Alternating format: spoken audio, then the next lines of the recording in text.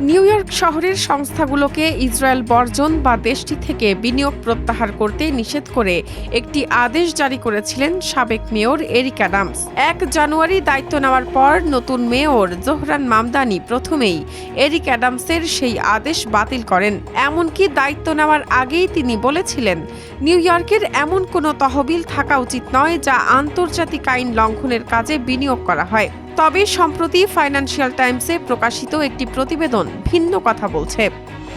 ১৭ জানুয়ারি যুক্তরাজ্যের প্রভাবশালী দৈনিক ফাইন্যান্সিয়াল টাইমসের প্রতিবেদনটিতে উল্লেখ করা হয়েছে, এখন এসেও নিউ ইয়র্ক ইসরায়েলে বিনিয়োগের বিষয়টি আবার বিবেচনা করছে।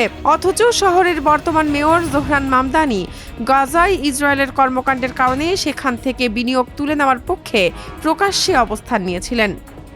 নিউ ইয়র্ক সিটির প্রধান অর্থ বিষয়ক কর্মকর্তা মার্ক লেভিন ফাইন্যান্সিয়াল টাইমসকে বলেন, ইসরায়েলি বন্ডগুলোর পারফরমেন্স খুব ভালো এবং সেগুলোর বিনিয়োগ মানও বেশ উন্নত।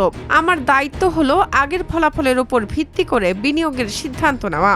সমালোচকেরা বলছেন, এ ধরনের বিনিয়োগের অর্থ হল ইসরায়েলের বর্ণবাদী নীতি, অবৈধ বসতি স্থাপন, ফিলিস্তিনের উচ্ছেদ এবং গাজা ও পশ্চিম তীরে বেসামরিক মানুষ হত্যায় আর্থিক সহায়তা দেওয়া।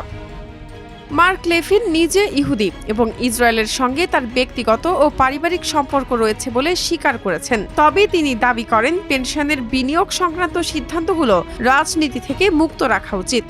এগুলো কেবল আর্থিক মাপকাঠিতে হওয়া উচিত। যদিও মুডিসের মতো রেটিং সংস্থাগুলো সতর্ক করে বলেছে, ইসরায়েলি বন্ড এখন ক্রমবর্ধমান ঝুঁকিপূর্ণ বিনিয়োগ, তবু লেভিন সেগুলো কেনার তোড়জোড় শুরু করেছেন। নিউ ইয়র্ক নগর কর্তৃপক্ষের বিনিয়োগের এই উদ্যোগ নিউ ইয়র্ক সিটি হলের ভেতরে উত্তেজনা বাড়িয়ে দিতে পারে বলে মনে করছেন অনেকে।